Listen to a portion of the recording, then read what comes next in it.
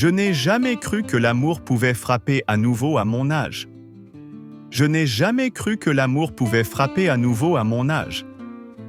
J'avais 52 ans, une vie tranquille, un peu solitaire, rythmée par le bruit des vagues et le café du matin sur ma terrasse, face à la mer de Nice. J'avais appris à me contenter du silence, à vivre avec mes souvenirs. Et puis un jour, elle est apparue. Clara. Je me souviens encore de ce matin-là. Le soleil caressait la promenade des Anglais, les mouettes volaient en bas, et j'ai vu une jeune femme essayer de rattraper son chapeau emporté par le vent. J'ai couru, par réflexe, et l'ai attrapé juste avant qu'il ne plonge dans la mer. Elle a ri, un rire clair, léger, presque enfantin. Et dans ce rire, il y avait quelque chose qui m'a transpercé. Elle avait 26 ans, étudiante en art, arrivée depuis peu pour peindre la lumière du Sud. Elle m'a dit qu'elle aimait peindre les visages fatigués, ceux qui racontent des histoires. Je n'ai pas su quoi répondre. Peut-être parce que, dans ses yeux, j'ai senti qu'elle voyait en moi plus qu'un simple passant. Les jours suivants, nous nous sommes revus. Toujours par hasard, au marché du cours Saleya, dans un petit café caché entre les ruelles. Elle me posait des questions sur ma vie, sur mes voyages, sur les cicatrices que j'essayais de dissimuler derrière l'ironie.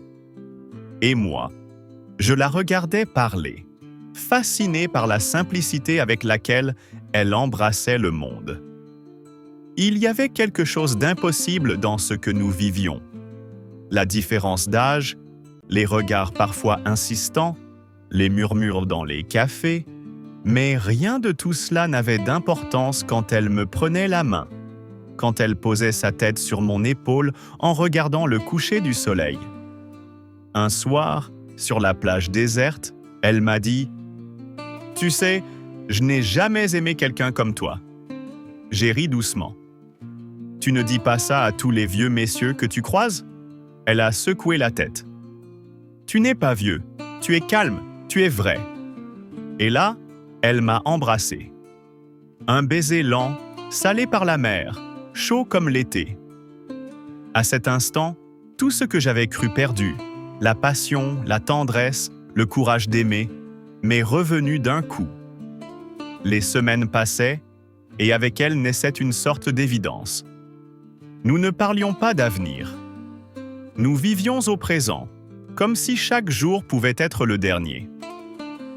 Le matin, elle peignait. Le soir, nous marchions le long de la mer. Parfois, je la regardais peindre en silence, et je me disais que j'étais devenu l'un de ses paysages préférés. Mais l'automne est arrivé, et avec lui, sa lettre d'admission à une grande école d'art à Paris. Je me suis tu, incapable de dire que j'avais peur de la perdre.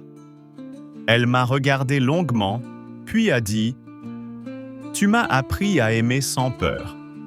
Alors je veux vivre sans peur aussi. » Le jour de son départ, la lumière était grise, la mer calme. Elle m'a embrassé sur la joue et a murmuré « Promets-moi que tu viendras voir mon exposition ?» J'ai promis. Pendant des mois, j'ai vécu avec son absence comme on vit avec une musique qu'on connaît par cœur. Chaque tableau d'elle publié dans les journaux avait quelque chose de familier. Un ciel de Nice, un banc vide, une ombre d'homme regardant la mer. Et puis un jour, une invitation. Exposition, lumière d'un été. Galerie Saint-Germain, Paris. J'y suis allé.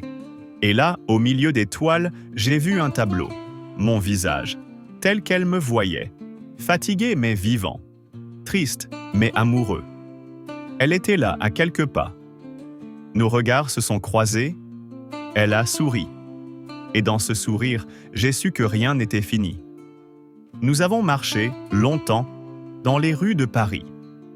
Sous les réverbères, elle m'a pris la main comme avant et a dit « Je suis revenu à Nice, mais cette fois, je veux que tu viennes avec moi. Aujourd'hui, la mer est la même, mais plus rien n'est pareil. Le matin, son rire remplit ma maison. Et quand elle peint, je me dis que la vie m'a offert un second été. Parce qu'au fond, l'amour n'a pas d'âge. Il vient quand il veut, et parfois, il choisit ceux qui n'y croyaient plus. Abonnez-vous pour d'autres histoires d'amour vraies ou inspirées de la réalité.